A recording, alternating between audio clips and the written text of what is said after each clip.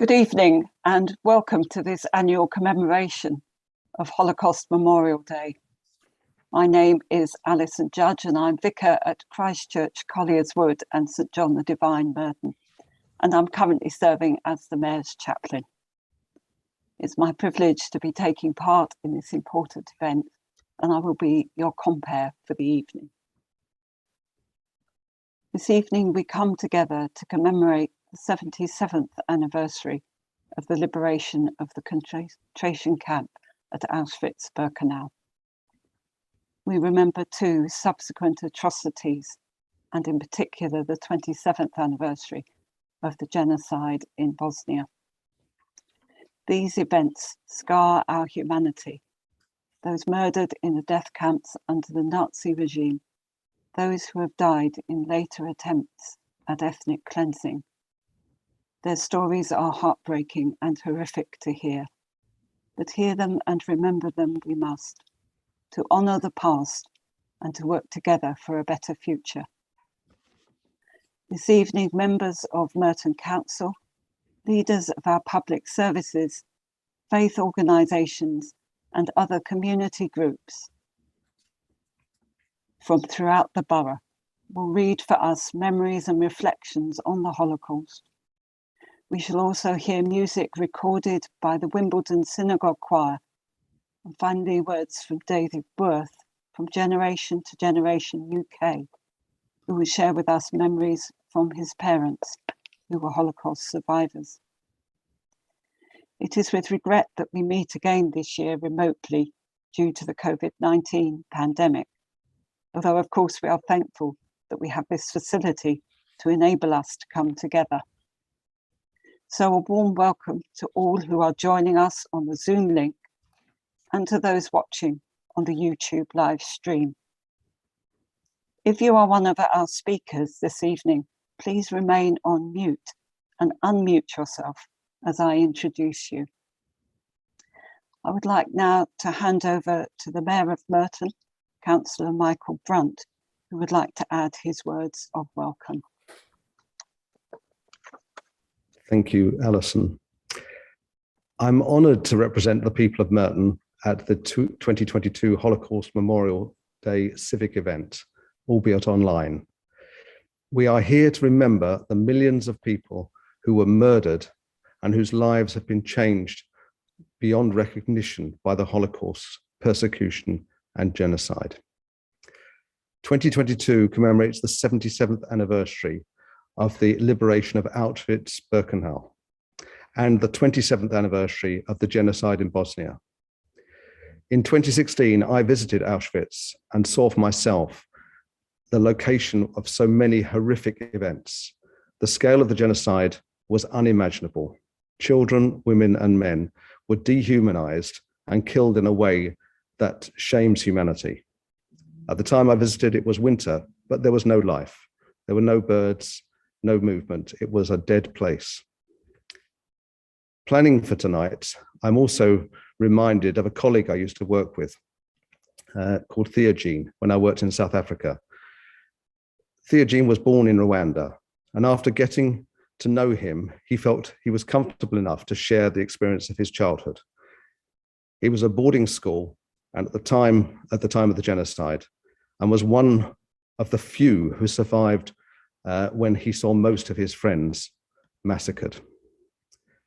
He spoke of how the media in the lead up to that genocide dehumanized people.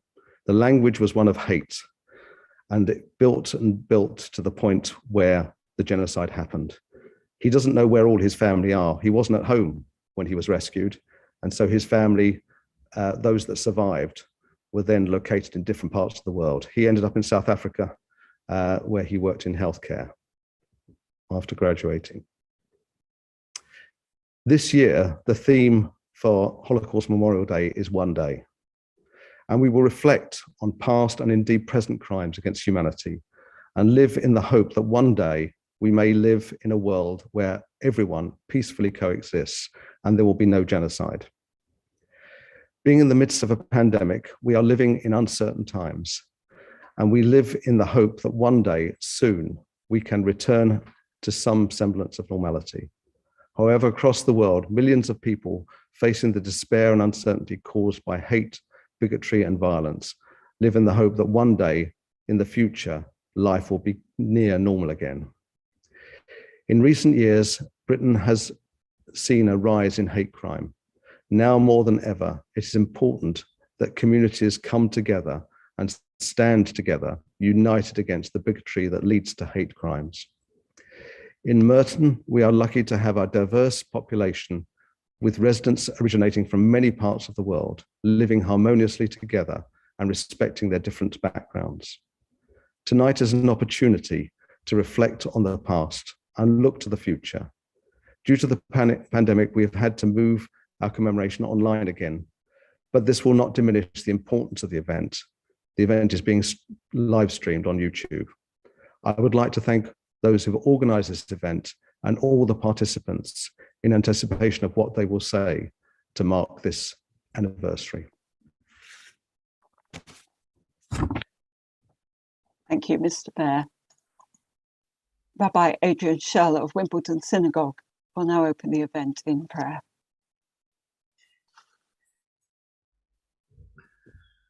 El Malachami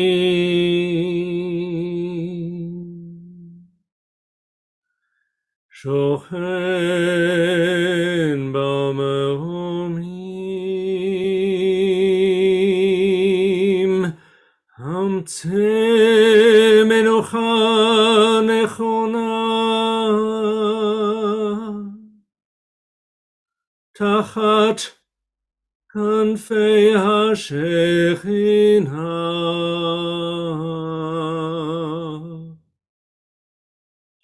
Malhot Kiddushim Oteorim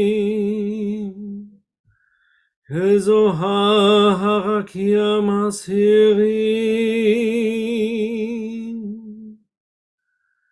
Enishmot 6,000,000 Acheinu Ve'achotenu shemetu al kiddush Hashem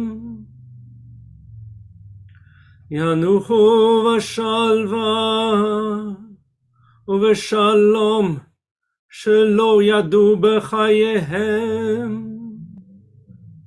Ana ba'al harachamim Hasirem besetek nafecha leolamim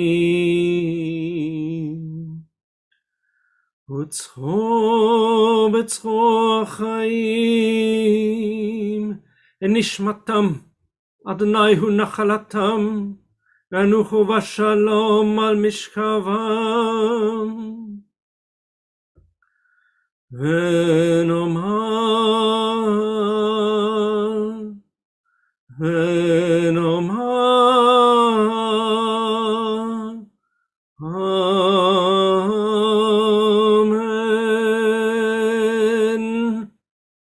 God, full of compassion, whose presence is over us, may the souls of our 6,000,000 dead who have gone to their everlasting home with the holy and pure on high, who shine as the light of heavens, find finally rest, denied them on earth beneath the shelter of your presence. Source of mercy, cover them in the shelter of your wings forever and bind their souls into the gathering of life. It is God who is their heritage. May they rest in peace in their places. And we say, Amen. Amen. We're now going to hear a recording of Wimbledon Synagogue Choir, directed by Sarit Aloni, singing a praise and exaltation of God. Yitkadal Kaddish, let us sanctify God's name.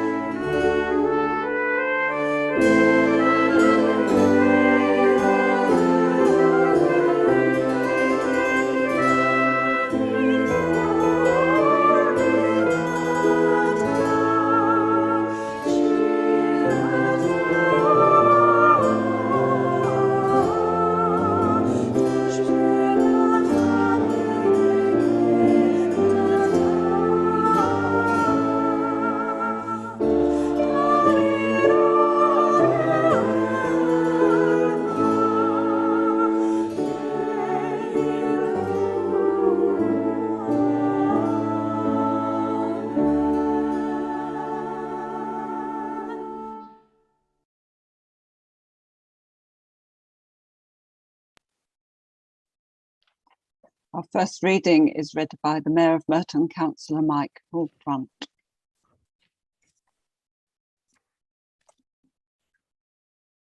Holocaust Memorial Day is one day in January that we put aside to come together to remember, to learn about the Holocaust, Nazi persecution, and the genocide that followed in Cambodia, Rwanda, Bosnia, and Darfur, in the hope that there may be one day in the future with no genocide.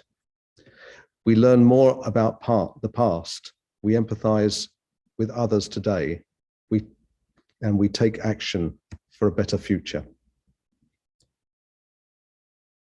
19th of April 1943, Nazi Germany had entered Poland 4 years earlier in 1939 and started establishing ghettos in the spring of 1940 to segregate, dehumanize, and control the Jews. The largest of the ghettos was in Warsaw, where more than 400,000 Jews were crowded into 1.3 square miles of the city with poor sanitation, limited food, and cramped conditions. It is estimated that more than 92,000 people died in the Warsaw Ghetto because of the squalid conditions. On the 19th of April 1943, the Jewish inhabitants of Warsaw Ghetto fought back against the Nazi regime. 12th of July 1995, in Bosnia, against the backdrop of war, after Bosnia declared independence from Yugoslavia, Bosnian Serb troops descended on the town of Srebrenica. They began separating Bosniak men and women and children, despite the area having been designated by the United Nations as a safe area.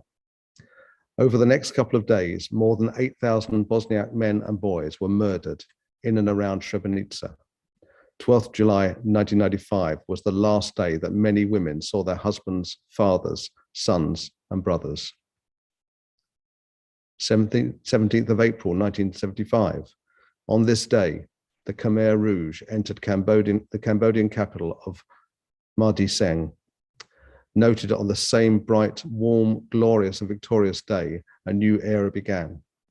Not of peace and tranquility, nor of hope and prosperity, but of suffering, torture, hunger, diseases, work camps, re-education, and systematic killing. The arrival of the Khmer Rouge on the 17th of April 1975 brought 5 years of terror, with more than 2 million people murdered. Thank you, Mr. Mayor. And now Councillor Mark Allison, Leader of the Council, will read for us. Survivors of the Holocaust and of genocide often talk about the one day when everything changed, sometimes for the worse and sometimes for better. Ibby Neal feels that from one day to the next, everything changed, and yet nothing had changed. One day, Gretel, my school friend, greeted me with an embrace. The next day, she ran across the road and turned her head away so as not to acknowledge me. Franziska Schwarz-Mikus was sterilized by the Nazis because she was deaf, as part of their process of persecuting anyone who did not fit their ideal. In this case, because they believed that disabled people were imperfect and worthless. On that one day, the Nazis took control of Franziska's body, of her life choices. The Nazis wanted to prevent people they deemed unfit from being able to procreate. It has been estimated that between 1933 and 1939, 360,000 individuals were subjected to forced sterilization because they had physical or mental disabilities or were perceived to have disabilities. Following a civil war in 2003, which has left millions of people displaced, the Sudanese government has supported Arab militia who have destroyed hundreds of villages and murdered thousands of people. Pfizer was targeted by the Sudanese government for supporting victims of the genocide. And so she says, "One day I decided to leave my country. It was a hard decision, but there was no other way. I left my home, my friends, my people. I left all my belongings. There is a book on a table near my bed, open to page 49, waiting for me." Thank you, Mark. I now invite Councillor Nick McLean, Leader of the Opposition, to read. It may be hard to pick out just one day, as for many, to keep going through each and every day was a huge struggle. With no end in sight and no glimmer of hope that the next day would be any better. The genocide in Rwanda lasted 100 days, beginning after the plane carrying the president was shot down on the 6th of April, 1994. The genocide followed decades of tensions between Hutus and Tutsis.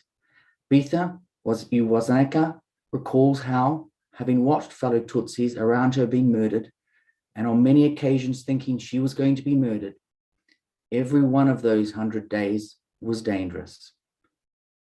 For many, one day was grindingly and dull like all the others, with no chance of improvement or change. One day seemed to last for years, and every day of their life was a day of suffering and torment. Shil Rahman, the last Jew of Treblinka. Thank you, Nick. And now Councillor Peter Southgate, Leader of Merton Park Ward Independent Group, will read for us. Those who were targeted and persecuted held out for the one day in the future when all their suffering would be over, hoping they would all see the day of liberation, Universal Night. On Holocaust Memorial Day, we learn from genocide for a purpose, to build a better future. When we look ahead to one day with no genocide, what do we need to do today to achieve this? We can use this theme to motivate us to speak out when we see injustices, prejudices, and identity-based violence. On Holocaust Memorial Day, this one day, we will all come together in our communities to learn from the Holocaust and genocides for a better future. Thank you, Peter. The last reader in this section, Councillor Jennifer Gould, Liberal Democrats. One day is just a snapshot in time and therefore cannot give the full picture, the context, the background that is needed, but it can help bring a piece of the full picture to life, the age or gender of the victim or the geographical location, ensured that no one day during the genocide was typical. The same date would be experienced very differently by Jews hiding in France, Jews incarcerated in Auschwitz, Jews awaiting their fate in Hungary, for example. For those who suffered for days, weeks, months, years, focusing just one day is a starting point, a way in for us to learn more about what happened during the Holocaust and the genocide that followed in Cambodia, Rwanda, Bosnia, and Darfur. Thank you, Jennifer. And thank you to our readers who have helped us reflect upon the theme one day. And considering one particular day, we are invited into the experience of those who have suffered, for whom that one day changed their lives forever.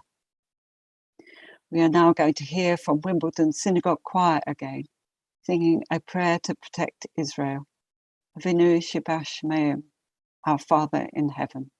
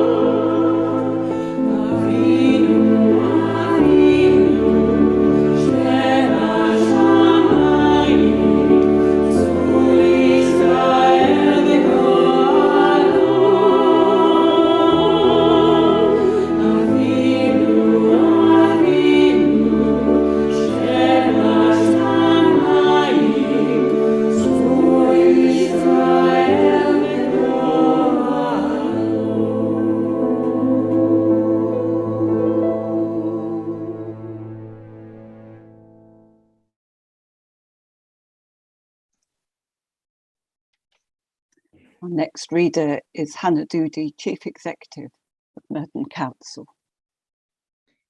In the UK and around the world, millions of people face prejudice, discrimination, and hostility simply because of their identity. Holocaust Memorial Day is a day of commemoration and action to challenge these attitudes and behaviours in order to build a better future together. The Holocaust and more recent genocides help us to learn for a purpose, to challenge present-day discrimination and hostility. Today, the language of division, fear, and prejudice is all too common, both online and in person around the UK. Police figures from England and Wales show hate crimes have risen year on year. Anti-Gypsy, Roma, and traveller attitudes are prevalent, and members of the LGBTQI+ community continue to face hostile environments. Sexism, ageism, racism, and disability discrimination are all forms of identity-based prejudice which need to be challenged. We all have the power to make changes and take action to support those who face discrimination, from educating ourselves to better understand those who we perceive as different, to reporting hate crime if we see it. These are actions we can and must take to make our communities safer. Thank you, Hannah. And now Chief Inspector Barry Capper, the Metropolitan Police Service, will read for us. This reading is entitled One Person Can Make a Difference by Gwyneth Lewis. The fight for justice starts and ends with me. Truth is the sound of what I may say. I can be well when others are free, and right has a price I am prepared to pay. I refuse to be afraid of force or hatred. I will pull their lies like weeds, plant gardens of more generous seeds. If I turn my back and walk away, will ask for others what I want for me. I can only be well when others are free, and right has a price I'm prepared to pay. Thank you, Barry. And the final reading in this section is from Jason Tuff, Station Commander of Wimbledon Fire Station. Never Again by Rachel Redhead. A silent scream lost in time. Shadow play in the dark. So many people lost now. Who can speak up for them? Shall I whisper in your ear? Can I shout in the street? Stand up and be counted. Who can make out for them? Burial pits for broken lives. Never again can this happen. Broken up, no more dreams. I tell you now, never again. Thank you. Thank you for those reflections on the present day and how we can stand up to the prejudices that breed violence and hatred.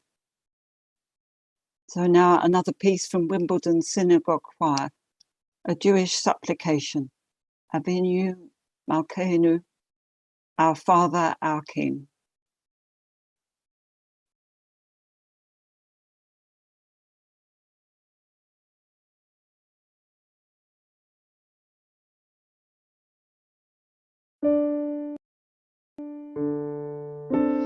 אבינו מלכנו,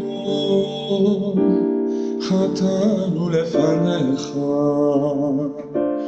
אבינו מלכנו, אין לנו מלך זולתך. אבינו מלכנו, עשה עמנו למען שמך. חדש עלינו שנה טובה. אבינו מלכנו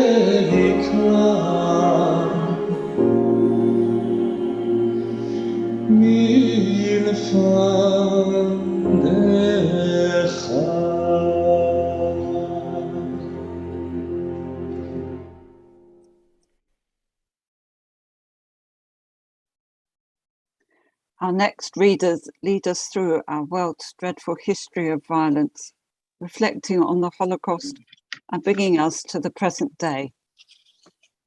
First to read is Imam Nassim Beishwa of the Ahmadiyya Muslim Association. Good evening. Holocaust 1941 to 1945. The Holocaust was the attempt by the Nazis and their collaborators to murder all the Jews in Europe. From the time they assumed power in Germany, the Nazis used propaganda, persecution, and legislation to deny human and civil rights to German Jews. They used centuries of anti-Semitism as their foundation. With the outbreak of World War II in 1939, Germany invaded Poland, subjecting around 2 million Polish Jews to violence and forced labor. Thousands of Jews were murdered in the first months of the occupation. Shortly after the occupation, Polish Jews were confined to particular neighborhoods that came to be known as ghettos. Living conditions in these ghettos were appalling. A deliberate attempt by the Nazis to cause the deaths of hundreds of thousands of Jews. This approach was repeated across Eastern Europe in other countries occupied by the Nazis. In 1941, the systematic murder of Europe's Jews began, a plan known by the Nazis as the final solution to the Jewish problem. Death squads called Einsatzgruppen swept Eastern Europe and the Soviet Union, killing Jews by firing squad. By the end of 1941, the first extermination camp, Chemno in Poland, had been established, giving the Nazis their method to continue murdering on a giant scale between 1941 and 1945. By the end of the Holocaust, 6 million Jewish men, women, and children had been murdered in ghettos, mass shootings, in concentration camps, and extermination camps. Thank you. Thank you, Amin Nassim. And now reading for us is Gita Maheshwaran from the Sri Ganapathy Temple. Genocide in Cambodia, 1975 to 1979. The fate of Cambodia shocked the world when the radical communist political party, the Khmer Rouge, under their leader Pol Pot, seized power in April 1975. The Khmer Rouge ruthlessly imposed an extremist program to reconstruct Cambodia by creating a year zero. The population was made to work as laborers in one huge federation of collective farms. The inhabitants of towns and cities were forced to leave. No one was spared. The ill, disabled, old, and very young were also driven out, regardless of their physical condition. People who refused to leave, those who did not leave fast enough, and those who would not obey orders were all murdered. Ethnic minority groups were also targeted by the Khmer Rouge's racism. These included ethnic Chinese, Vietnamese, and Thai people, and Cambodians with Chinese, Vietnamese, or Thai ancestry. Religion was outlawed by the regime. Half the Cham Muslim population was murdered, as were 8,000 Christians, and Buddhism was eliminated from the country. Those considered a threat to this new peasant class, including doctors, lawyers, teachers, and even those who wore glasses, were murdered. One Khmer Rouge slogan ran, "To spare you is no profit. To destroy you is no loss." Thank you, Gita. Now I invite Judith Friedman of Wimbledon District Synagogue to read for us. Genocide in Bosnia, 1995. In July 1995, with the backdrop of the ongoing civil war, Bosnian Serb troops and paramilitaries led by Ratko Mladic descended on the town of Srebrenica and began shelling it. Around 8,000 Muslim men and boys over 12 years old were murdered in Srebrenica. Following the disintegration of Yugoslavia into 6 states, Bosnia declared independence in 1992, which soon descended into civil war. The independence was resisted by the Bosnian Serbs, who saw their future as part of the Greater Serbia. Bosnia became the victim of the Bosnian Serbs determined for political domination, which it was prepared to achieve by isolating ethnic groups and, if necessary, exterminating them. The Bosnian War resulted in the death of around 100,000 people and the displacement of over 2 million men, women, and children.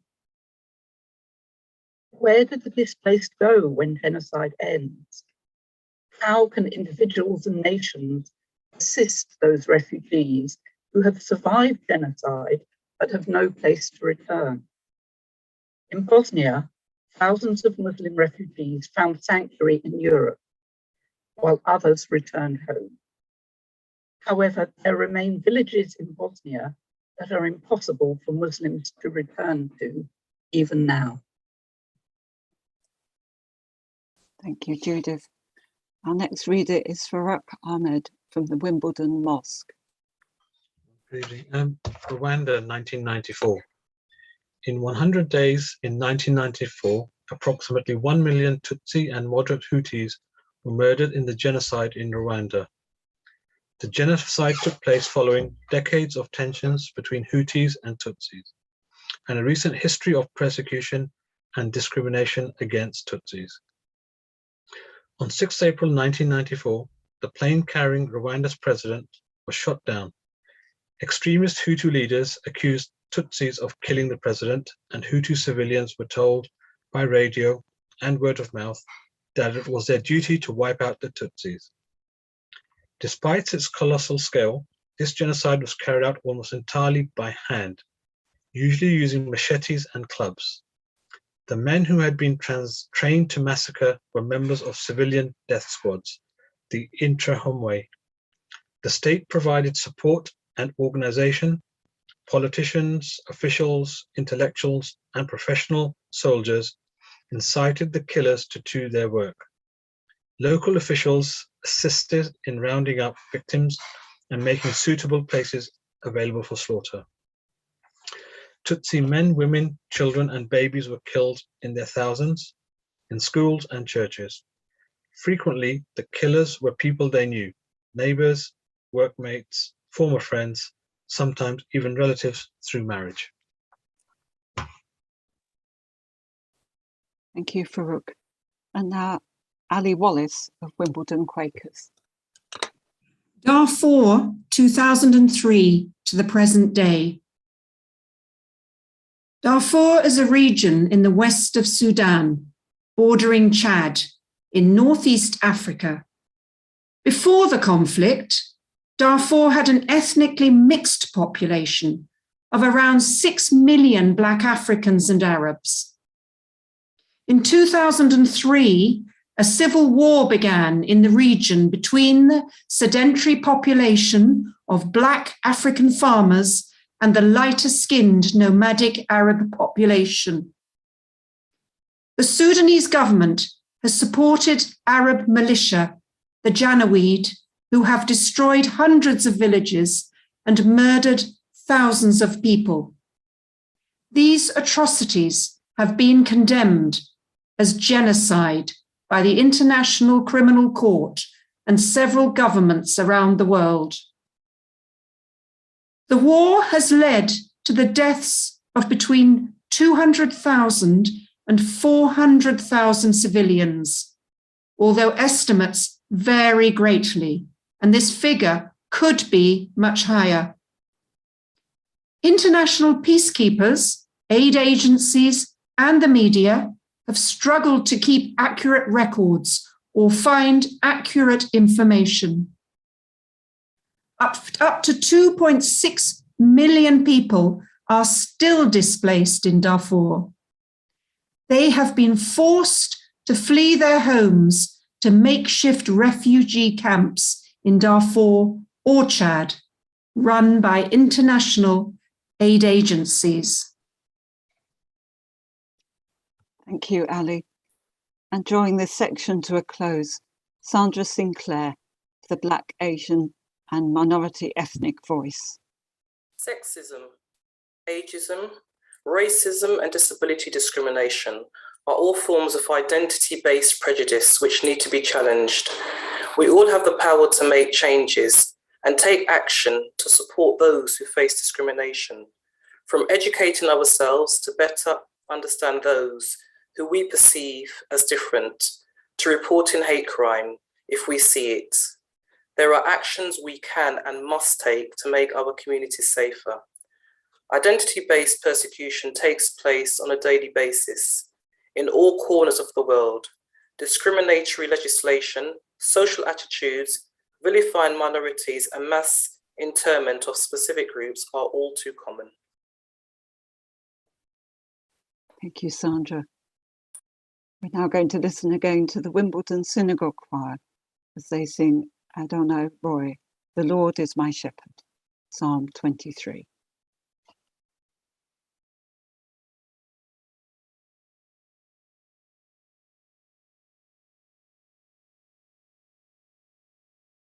Adonai Roy, lo etzar, in odesh yabitzeni, alelu hot,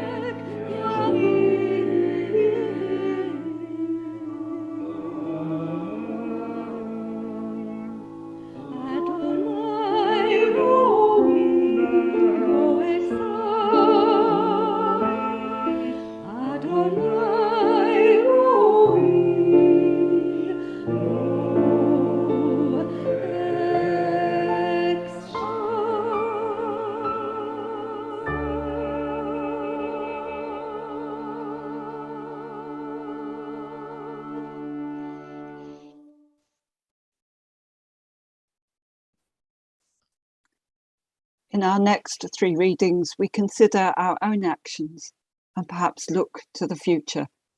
The first reader is Pinar Educan, Chair of Merton Lesbian, Gay, Bisexual and Transgender Forum. First day came by Pastor Martin Niemöller. First day came for the communists, but I didn't speak out because I wasn't communist. Then they came for the socialists, but I didn't speak out because I wasn't a socialist. Then they came for the trade unionists, but I didn't speak out because I wasn't a trade unionist. Then they came for me, and there was no one left to speak for me. Thank you, Pinar. Our next reader is David Jenkins, Trustee of Merton Centre for Independent Living. Colours by Michaela Rugwinzan-Goga. Red, blue, yellow, green, white, purple, jasmine, orange, azure, old palace. Make way for new homes, future spread with colours, a horizon without sorrow. Here ends our pain. Here begins life. Thank you, David. And now Simon Shimens, Chief Executive of Merton Connected. Excuse me. Racism by Rose Young, aged 8. If hate was an animal, it would be a green-eyed python. If hate was a place, it would be the bottom of the ocean. If hate was an illness, it would be the Black Plague. If love was a season, it would be a warm summer. If love was a food, it would be a birthday cake with 6 candles. Love is like a big, fat, juicy yellow mango. Thank you, Simon. I now welcome David Worth from Generation to Generation UK to share his parents' story. Thank you.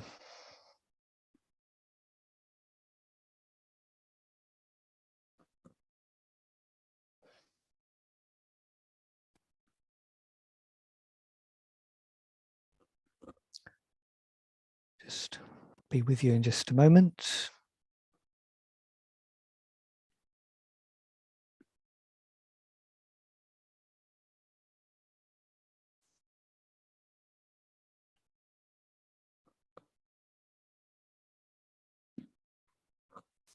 Thank you for inviting me to describe the Holocaust experiences of my parents. And please excuse me if there's a slight time lag between what you hear and see on some of these slides. It sometimes happens with online. Here are my parents pictured in 1953. My mother, Eva Szepesi, her maiden name, and my father, István Worth. István being the Hungarian equivalent of Stephen. And you can see them here looking quite content. The photo was taken a year after they married in 1952, and the expressions on their faces give no clue of the terrible things that they'd both gone through. And as I grew up, my father never once spoke about what he'd suffered. He never mentioned his country of birth, Hungary, or his parents, or his siblings, or his school life, or his home. He said nothing. He never even spoke in Hungarian, his first language. He just blocked it all out. And my mother did speak about her past, but rarely. And it was just the odd word. And as I grew up, she sometimes mentioned with a deep sigh words like Auschwitz or factory or ghetto. I never understood and I never asked. And once, when I was a child, she said to me that she couldn't stand looking at the lily of the valley, those springtime plants with lots of tiny bell-like flowers. But why not, I thought? What was that about? And not wishing to upset her, I never asked. And here is Hungary, a place full of bad memories for my parents. And when they finally left Hungary, they never wanted to go back. Budapest, of course, is the capital with lots going on, and it's where my father was born and brought up and went to school. And in the northeast is Miskolc, a large industrial university town, and that's where my mother was born and grew up. And when my mother was approaching 70 years of age in the early 1990s, she was phoned out of the blue by someone in the University of London, and they asked her if she could come and they could film her speaking about her life so that the university students and researchers could watch this and learn about the Holocaust. Living alone, she spent the next few weeks writing out by hand the story of her life for the very first time. She did say that to me. She did mention what she was doing, but she never told me what she was writing. And it must have brought back so many memories to her. And when she turned up there, they filmed her for 90 minutes. I only have time to show you just a very few of the clips from the video she made, and you'll see how her life experiences had turned her from a happy young girl into an anxious, nervous lady. And she was always very conscious that her English was really not good. This short clip is at the very beginning of the video. My name is Eva Wirth. I was born in Hungary, in Miskolc, the 9th of March, 1923. I was 70 years old yesterday. Oh, happy birthday. And this is a photo of the main street of Miskolc taken very recently. But with its old buildings, old trams and tram lines, this is also how it looked to my mother when she was a child growing up. And here is my mother, first as a 2-year-old and then a 4-year-old, and on the right, she is 8. She was an only child. She went to school, she played tennis, and she went swimming. And in all these photos, she looks happy and confident. She didn't know what was coming to her. Her father was called Dejeur. He worked for an insurance company in Miskolc. His favourite hobby in his spare time was drawing people. He had a studio room in his house. He often stopped people he knew to ask if he could draw them, and he also drew cartoons for the local Miskolc newspaper. He was a happy man, full of jokes and fun to be with, and lots of his drawings were drawings for the jokes he made up. My mother had such a very happy childhood. They even had a maid to help out in the house. This is one of her father's drawings. He signed it with his surname, Szepesi, and he dated it February 1924. So I know it was done when my mother was 1 year old. And this is his wife, Emma. She came from a small town just outside Miskolc. She worked as a dressmaker from home. Ladies of the town used to visit her. They would choose designs for their clothes, choose the materials, get measured up, and then she'd make the clothes on her sewing machine. But to its eternal shame, Hungary had taken the side of Hitler's Germany. And from 1938, when my mother turned 15, Hungary started copying some of the anti-Jewish laws from Nazi Germany. And here you can see some of the anti-Jewish measures that Hungary brought in then. And things were looking increasingly bad for Hungary's Jews. But at least Germany didn't agree. Well, not yet. Here are 2 portraits done by her father. They're not funny cartoons this time, but proper serious portraits. Both were done using coloured chalk. On the left, his self-portrait. It's dated August 1943, 7 months before Germany invaded. And on the right is my mother, aged 21. It's dated just with the year 1944. So it would have been done just before Germany invaded Hungary in March of that year. And to me, their faces, no longer smiling, display anxiety. And they're looking away from us. But that's not how you normally do family portraits.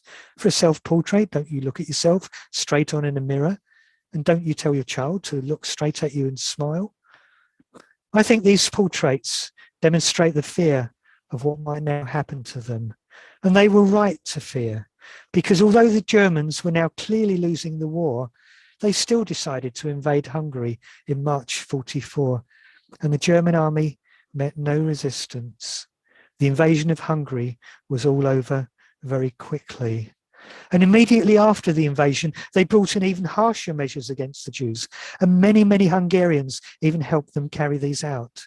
And Adolf Eichmann, the SS officer responsible for the final solution, traveled to Hungary to oversee the destruction of the Jews there, even though they had done nothing wrong. And you can read some of what now happened. And this is my mother now talking about these new anti-Jewish laws and saying that she even had the chance to escape it all by pretending to live as a non-Jew, but she turned down that chance. We had to wear the yellow star. Many people were surprised because I didn't look Jewish. Every day another order for the Jews. We couldn't go out after a certain time.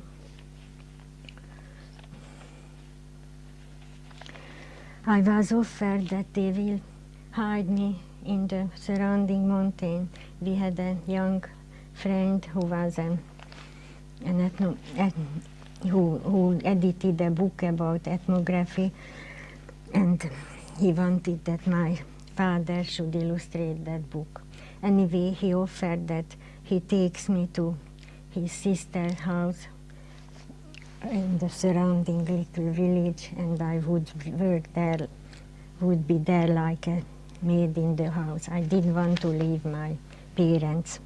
If I would have known what comes after, I certainly would have taken that. I couldn't find a photo of the Miskolc ghetto. This is a photo of the entrance to the ghetto in the town of Munkacs, not so far away. Not only were the 10,000 Jews from Miskolc taken here, but also thousands of other Jews from neighbouring towns and villages, expanding the numbers. And here, a brief summary of what happened to the Miskolcs. You will see that only 1% of the 10,000 Jews of Miskolc survived the war and returned home. The destruction of its Jews was quick and thorough. My mother's family now knew that they'd soon be taken away, so they handed over all their precious family jewellery and father's artwork to the maid to look after, until hopefully they might return one day. And my mother now speaks about the day her family were forced out of their house to be taken to the ghetto. It was the 15th of May 1944, my mother's birthday. In our little garden was full of flowers, geranium in hanging basket on the wall. In the flower beds, the lily of valley were full of flowers with hundreds of little bells. On the kitchen table, the pastry was prepared for the lunch, but we could not have it. The special carriage came to collect us. We were permitted to take some small personal belongings and the mattresses of our bed. The door closed behind us. We left our beautiful home where we lived so happily, and then they sealed the front door of our house. Since that time, I can't bear the lily of the valley. If I see it, I hear my mother's voice. I will never see that back again. And she was right. And when all the Miskolc Jews were inside the ghetto, it was time to deal with them. And all the Jews in the ghetto were herded onto 5 trains in just 4 days. Of course, these were not passenger trains, but cattle truck trains with no seats and no windows. The Nazis, of course, kept very detailed records, and you'll see here that 3 trains left the Ostia station on the edge of Miskolc on the 12th of June. A 4th train left that same station 2 days later, and a 5th train left on the 15th from the main Miskolc station. And I don't know which train my mother and her parents were on, and there is no way of finding out. And the column on the right displays the amazing number of people they managed to pack onto each train. I just don't know how you get that many people onto just one train. And the trains set off and they travelled slowly, making long stops for no apparent reason. And they were so packed, there was standing room only, very little water and food, and only a bucket to use as a toilet. And after around 3 days, they arrived at their destination, Auschwitz in Poland. And these 5 trains would have travelled under this arch and straight into the camp. This is a recent photo, but it would have looked the same then. And the Nazi guards with their guns and dogs would have opened the cattle truck doors and ordered the thousands of exhausted people out. And the men and boys were told to move into one long line, and the women and girls had to wait in another line. So my mother's father had to leave them, and he was never seen again. And this photo shows the Nazis dealing with the women's line first, and this was the so-called selection. And they looked at each woman in turn, and if she looked strong enough to work, they pointed for her to go to the right, where she'd be stripped and have her head shaved and given camp clothes and sent to the barracks. But if she looked too old or too young or too ill to work, she was told to go to the left, where she'd be murdered, probably that same day. My mother and her mother were told to go to the right, so they survived. And in the far distance, you can see the passengers from another train that had arrived, waiting for their turn for this selection, either right for slave labour work or left to be murdered. And both trains have now left empty to go and bring thousands more Jews to Auschwitz from other places. And this is what an Auschwitz barracks looked like, 3 bunks high, prisoners packed like sardines. And after a few days, a Nazi guard came in to announce that anyone sick or unwell could move to another barracks where they'd receive special care. My mother's mother was diabetic, and so she willingly left expecting this special care. And my mother visited her there a few times. But when she next visited, the whole special care barracks was empty. They'd taken all those sick people and just murdered them. They didn't want sick people. And 2 or 3 times every day, there was roll call. This photo is actually the roll call in another camp, Buchenwald, and the prisoners had to go and stand for long periods to be counted, and they had to stand in lines of 5 or 10, sometimes for hours, and much longer if there was a prisoner missing. And my mother's school friend from Miskolc, Clary Weinberger was her name, was also there. And one day at roll call, Clary told my mother to move into her own line of 5. And the next day, all those in my mother's previous line of 5 did not appear. They'd all been murdered. So Clary had saved my mother's life.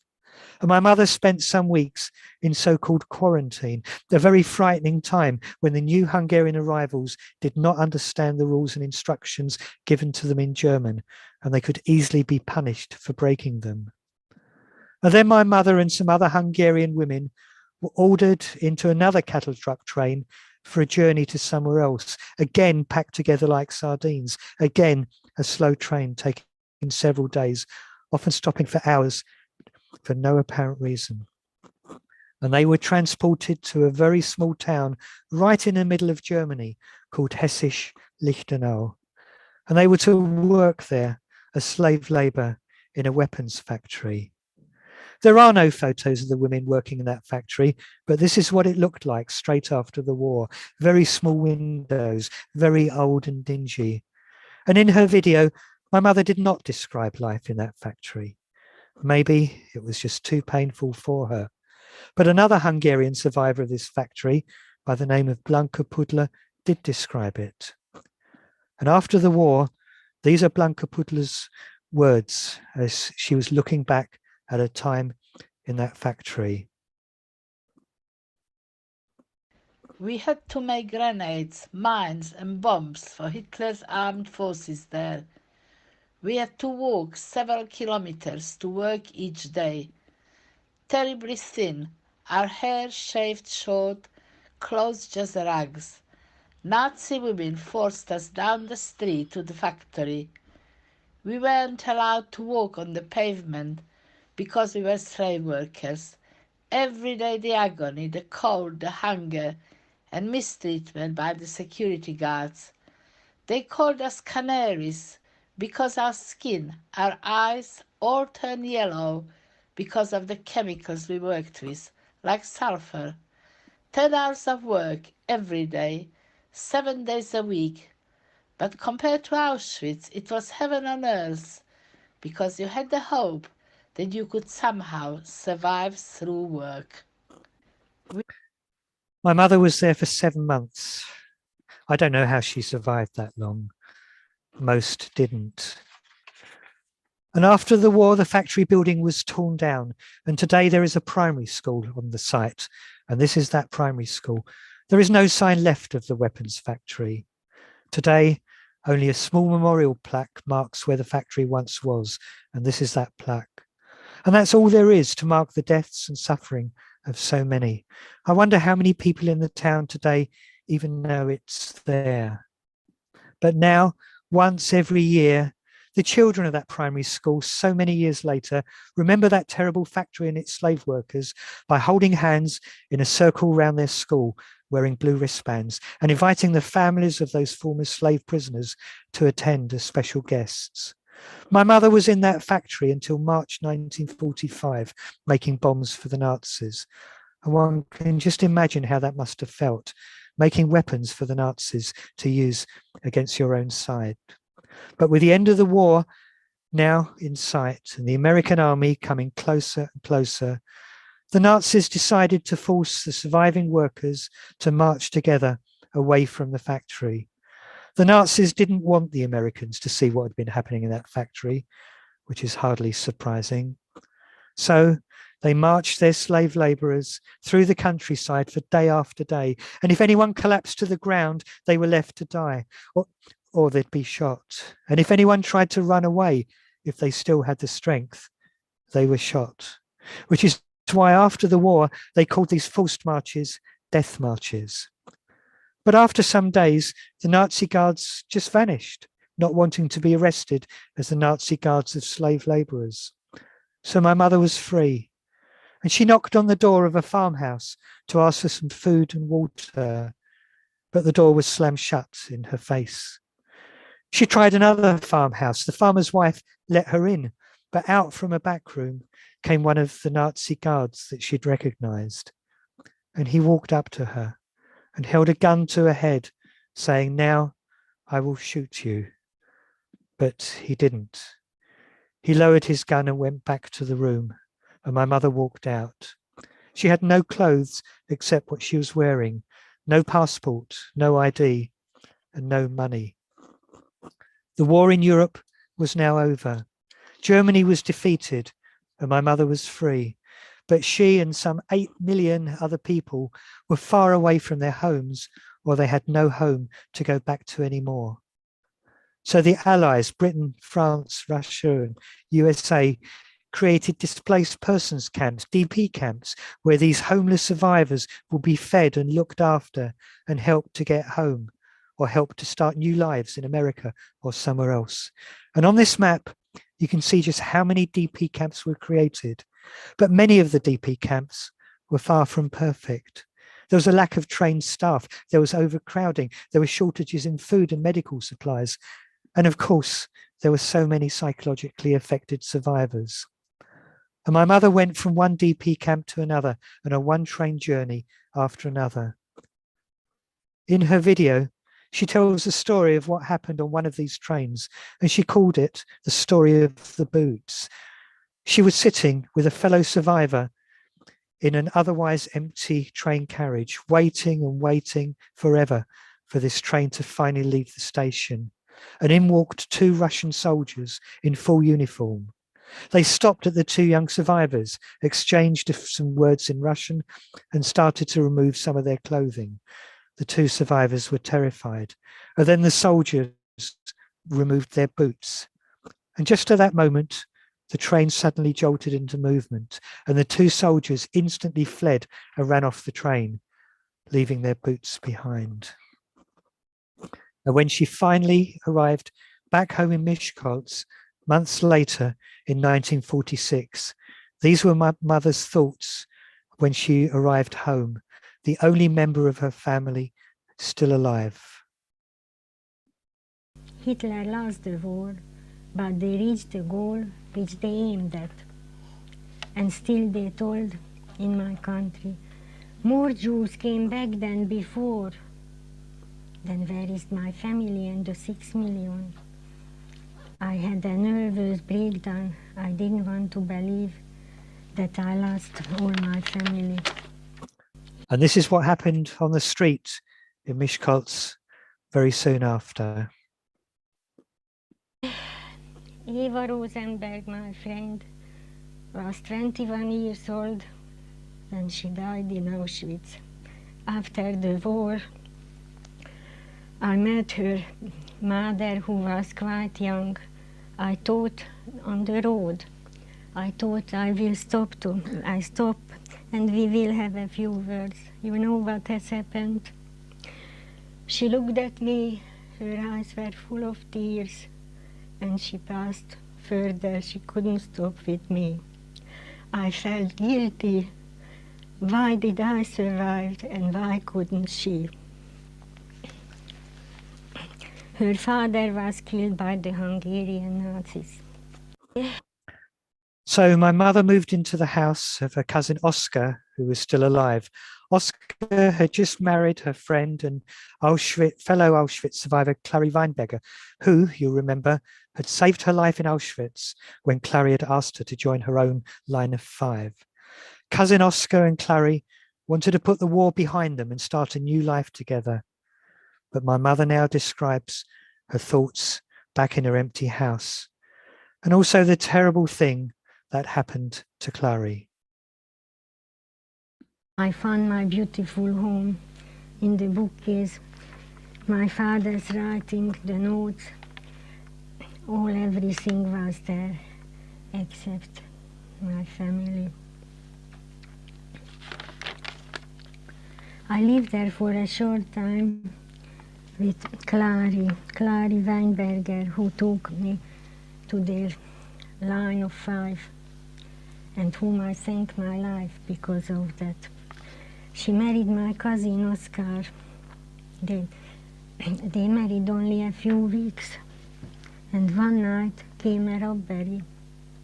I am alive because I jumped out of the window, but she was shot dead there. She survived Auschwitz.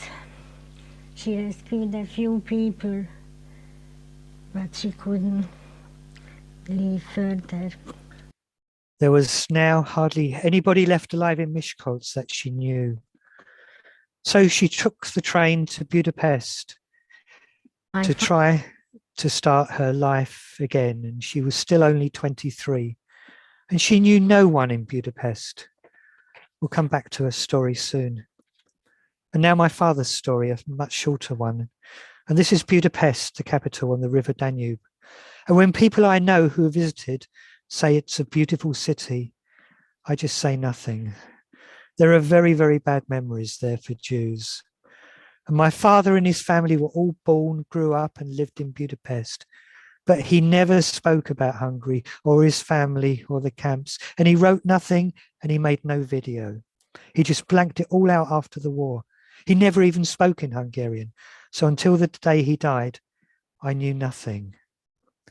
This is the big synagogue right in the center of Budapest called the Dohány utca synagogue. It's the biggest synagogue in Europe. Maybe this was the synagogue that my father's family attended back then. I don't know. And this is my father's father, Kalman, at his desk in Budapest. He was the head teacher at the Jewish Girls' Secondary School in Budapest. And this is his wife, Yolan. She was a housewife, like so many women in those days. And here is my father, circled in red, together with his 2 brothers, János and Ferenc, firstly as schoolboys, and secondly as young men in their 20s. And many years later, after my father died, I wrote to the International Red Cross in Switzerland to ask if they had any information about what had happened to him during the war. And I waited and waited. And after some months, this letter dropped through my letterbox. I read it and I was amazed. No wonder my father chose to blank it all out. After Germany had invaded Hungary in March 1944, my father, aged 28, His two brothers and both their parents were forced out of their house and brought to the Budapest ghetto. And this is a map of the Budapest ghetto. Thousands of Jews forced to crowd into those old houses in those old narrow ghetto streets just because they were Jewish. They hadn't done anything wrong. And that synagogue I mentioned is circled in red and was just inside the ghetto. And here is a photo taken inside the Budapest ghetto. It must have been taken early on, as the Jewish prisoners still look quite well dressed and healthy, but that wouldn't last. The conditions soon worsened. And after some time, my father was taken by guards out of the ghetto, away from his family, and forced with other prisoners to go on a long, long march across Austria and Czechoslovakia to the village of Flossenburg in Germany. And this was, as you can see, very far away, and the walk must have taken weeks. And this was Flossenburg camp, just outside Flossenburg village, where he arrived on Christmas Day, 1944. Not the best ever Christmas present. And this is the gate he would have passed through with a message for prisoners: Arbeit macht frei, work will set you free. A complete lie, of course, as no Jews were ever set free because they worked hard. And here are the Jewish prisoners in Flossenburg lined up for their twice-a-day roll call with their metal plates for food served to them by their fellow prisoners. And this is the work they were forced to do. Mining on the surface of the ground just outside the camp, back-breaking work day after day. And this is the barracks where they slept after their exhausting days, looking very much like the barracks of Auschwitz. And here is a memorial plaque indicating the exact date when the American army liberated the prisoners towards the end of April 1945.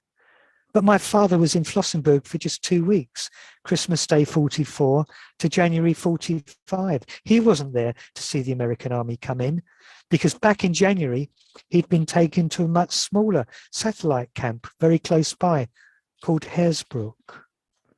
And here is a map of the Hersbruck camp where my father was for over months. Red lines which mark the boundary of the camp, and the long red rectangles inside the fence are the barracks where the prisoners slept. And on the left, you can see the roll call area, and on the right, the prisoners' hospital. Very few prisoners came out of there alive. And outside the fence are the Nazi headquarters, much, much nicer, of course, and even a swimming pool, but not for the prisoners. The war was soon to end, and the American army was now coming closer and closer to. So the Nazi guards forced the prisoners to go on a long march south. And as with all such marches, any prisoner collapsing will be left to die or be shot. Anyone trying to escape will be shot. So it was another so-called death march. And it would probably have taken them over a week of walking to reach his third concentration camp, Dachau, on the edge of Munich, 90 miles south. And here's the entrance gate to Dachau that my father would have passed through. The same three words, Arbeit macht frei, the same lie. 20 days later, the American army arrived in Dachau and liberated the prisoners. And this photo shows the delighted prisoners on Liberation Day. But by then, my father was no longer there, because just 3 days before this liberation, he was amongst 7,000 other prisoners from Dachau who'd been forced to go on yet another death march, his third one, south into the mountains of Austria. And here's the route they took. Look at that small town Galting, a third of the way down. I'll speak about that shortly. And after 6 days of walking, the prisoners arrived in Tegernsee in Austria, exhausted and hungry. And the Nazi guards suddenly fled and disappeared. My father and the other marchers were now free. But he was so ill and close to death that the Americans took him straight to an American military hospital, which they'd set up in that small town of Galting. And he stayed in that hospital for 13 months. It took him to recover and be well enough to leave. And this is a photo of him in his hospital bed in Galting, terribly thin, and to me, looking pretty traumatized. He had no passport, No ID, no money, nothing at all. And this is my father's displaced persons record, dated 20th of March, 1946. He had given his name as Stefan, not the Hungarian Istvan, and his signature shows this changed name soon. And he'd given his intended destination as Palestine, not Hungary. It seems he was through with being Hungarian. He'd had enough of that country. His religion is stated as Israelite, i.e. Jewish, and his profession is given as a lawyer. And at the bottom is his Dachau prisoner number. And at the very top is a handwritten comment added 4 months later to state that he was now being transferred to another hospital in July 1946. And the Dachau authorities, who took over the former concentration camp, gave him this photo ID to take with him for his journey back to Budapest. He looks healthier now, and in the middle, under his prisoner number, it confirms that he'd arrived in Dachau from Flossenburg camp. And a short diversion just to show the fate of the Budapest Jews after Germany invaded back in March 1944.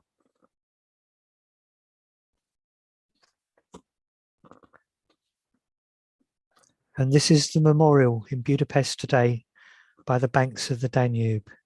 It recalls those many Jews whom the Hungarian Nazis of the Arrow Cross Party had taken from the ghetto to be shot by the Danube, their bodies then thrown in, just because they were Jewish. They hadn't done anything wrong. The sculpture shows only the prisoners' shoes, all cast in iron by the sculptor, all in the fashion of the 1940s. Some men's shoes, some women's shoes, some children's shoes. Their owners are not shown because many were told to take off very quickly their shoes. You can even see their laces undone on this sculpture, and then they were shot or thrown or pushed into the river. It's a wonderful way of killing. You don't have to dispose of the bodies. They just float away.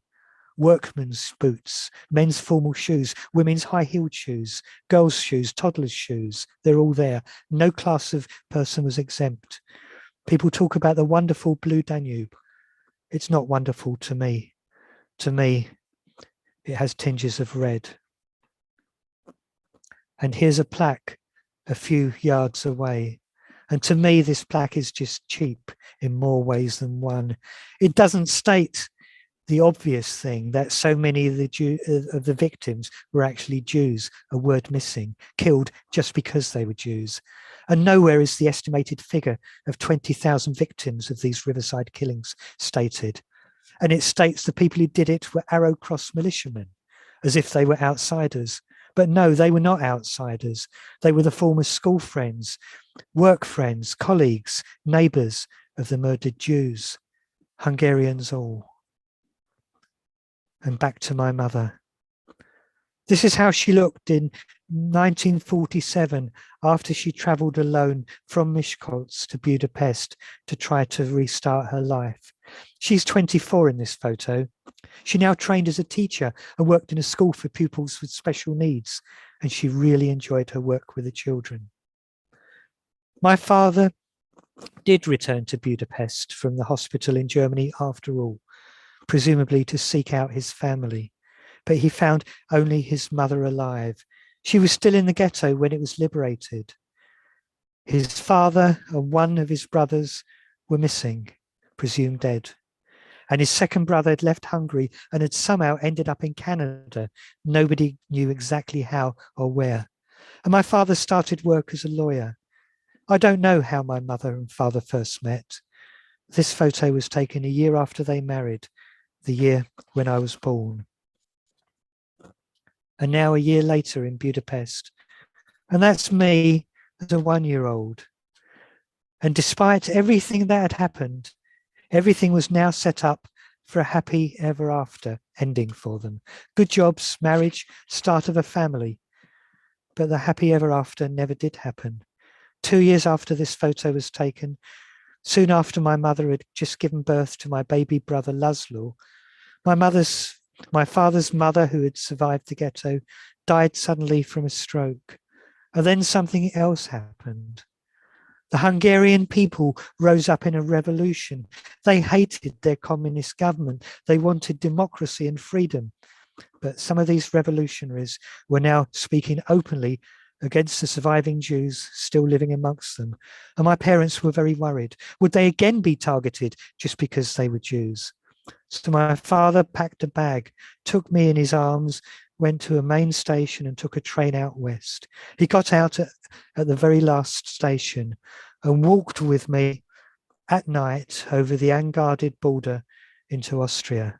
My mother felt she had to stay behind with my baby brother. He was much too young to be taken anywhere where the future was unknown. But the revolution failed because after some days, the Russian tanks rolled into Budapest and many revolutionaries were shot or arrested, and the country's borders were closed again. So my mother was now trapped in Hungary with my baby brother. And my father, having fled Hungary with me in his arms, arrived in the Traiskirchen refugees camp, pictured here just outside the Austrian capital Vienna. And representatives of the Jewish agency who had come to the camp to ask if any of the refugees were Jewish, and if yes, then offer them a one-way ticket to Israel and the start of a new life there. And my father accepted. But before we could travel, a telegram arrived from my father from his relative Mickey in London with the suggestion that we come instead to the UK. So we were amongst the 11,000 Hungarian refugees from the revolution, whom the UK government had so generously invited to come and live in Britain as refugees. And so we came to this country. But my mother, trapped in Hungary, asked so many times for permission to leave the country with her baby son on compassionate grounds. And every time she asked, permission was refused. Finally, in April 1957, after waiting 5 months, she was given an exit visa to leave with her baby son. And this is that exit visa. But in return for this exit visa, she was stripped of a Hungarian nationality and told she could never, ever return. And for 3 months, she wandered around Europe, homeless as a stateless person, waiting and waiting for permission to enter the UK until this was finally granted.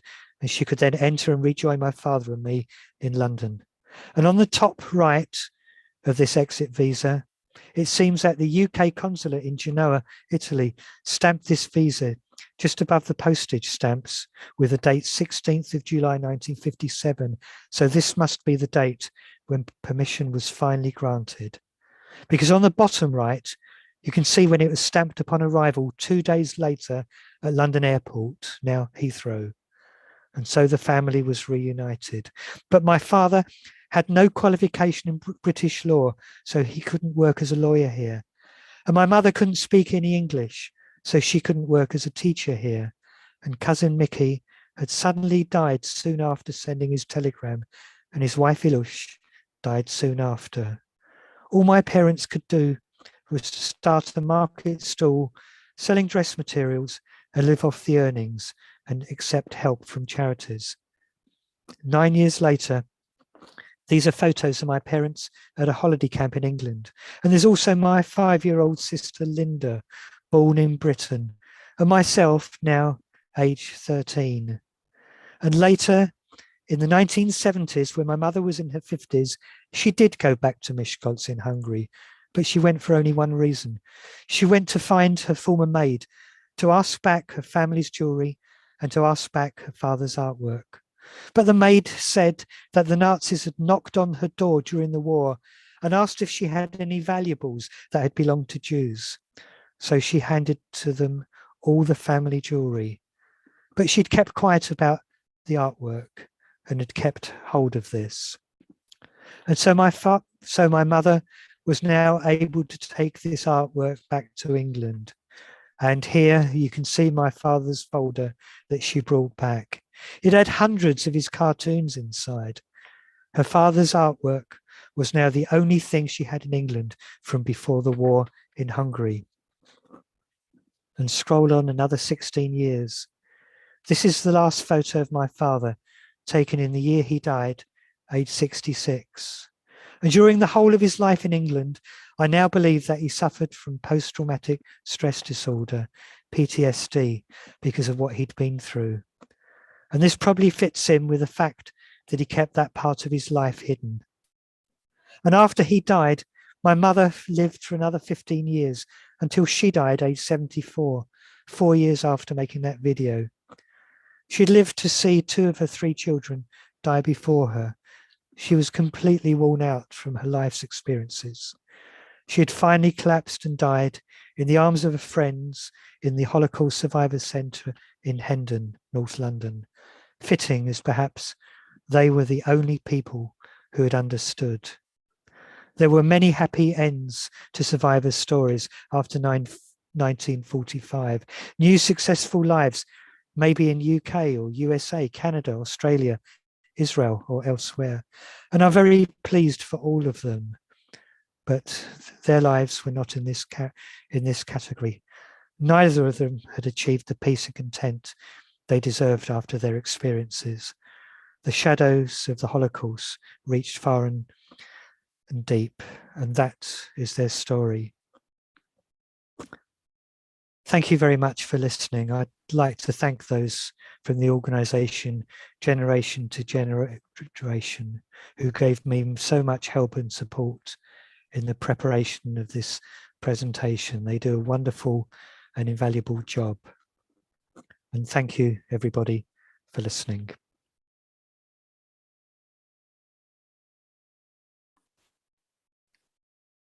And thank you, David, for sharing with us those memories of your parents and for telling us more about the lives of the Jews in Hungary.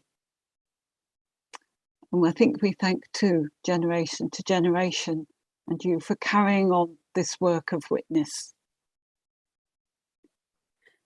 And so we're coming towards the end of our time together, and perhaps we can feel a sense of the weight of history, all the single days that have either shattered lives or given freedom and hope. As we share this Holocaust Memorial Day, a day of commemoration and remembering, we're challenged to confront today the attitudes and behaviours that are prejudiced, discriminatory and hostile. And yes, in that way, in a sense, to build a better future, but above all, to do all that we can to heal divisions and make now better. Our final piece of music from the Wimbledon Synagogue Choir is Nimab Akim, Out of the Depths Have I Cried Unto Thee, O Lord, Psalm 130.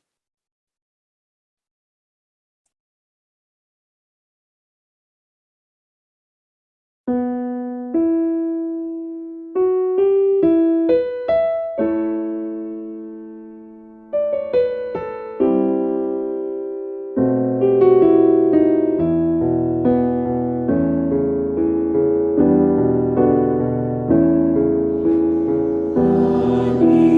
Ani, Ani.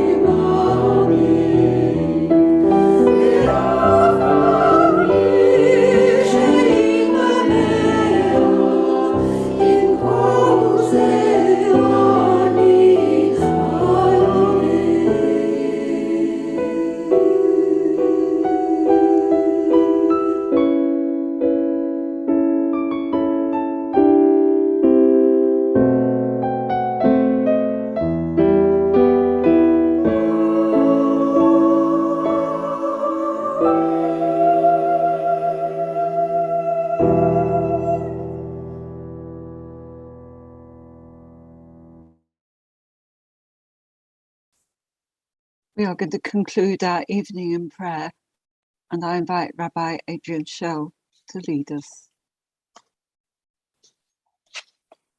Before we depart, one more time we bow down our heads as we remember the 6 million Jewish men, women, and children who died when violence ruled the world and evil dwelled on earth.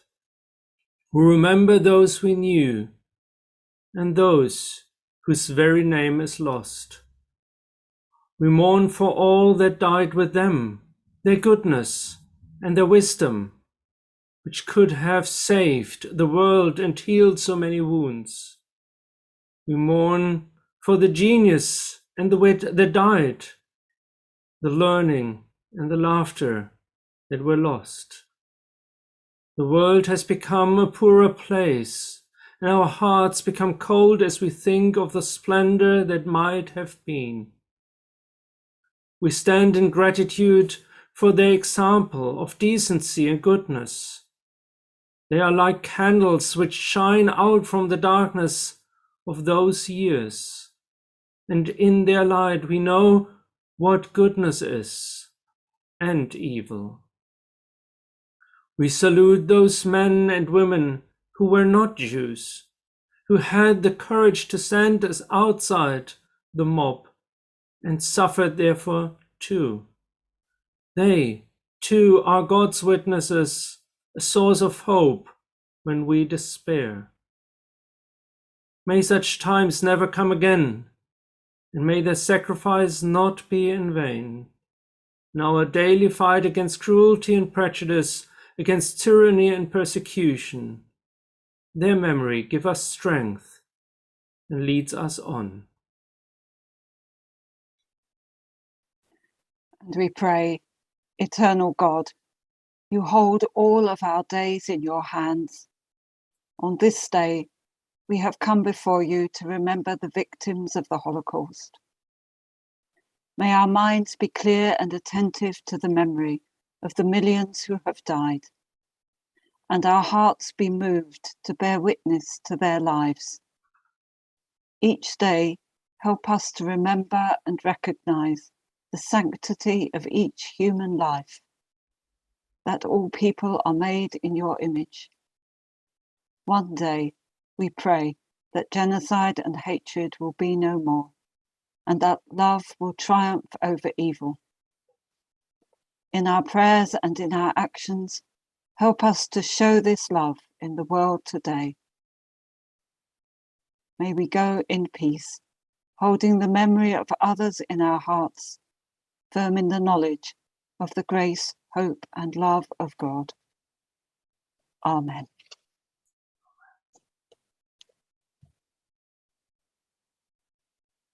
And so our evening has ended. Thank you to everyone who has taken part. A special thanks to Everett Willis and her colleagues at Merton Council for organising and putting together this event. Thank you to all who have been watching and sharing this time of remembrance and reflection. And on behalf of us all, a very good evening to you. Thank you, everyone. Thank you. Good evening, everyone. I'm now going to draw this to a close. Thank you all for participating. Enjoy the rest of the evening. Take care. Thank you. Thank you very much. Bye-bye, everyone. Bye-bye. Thank you. Goodbye. Thank you. Thank you very much. Good night. Okay, good night. Thank you.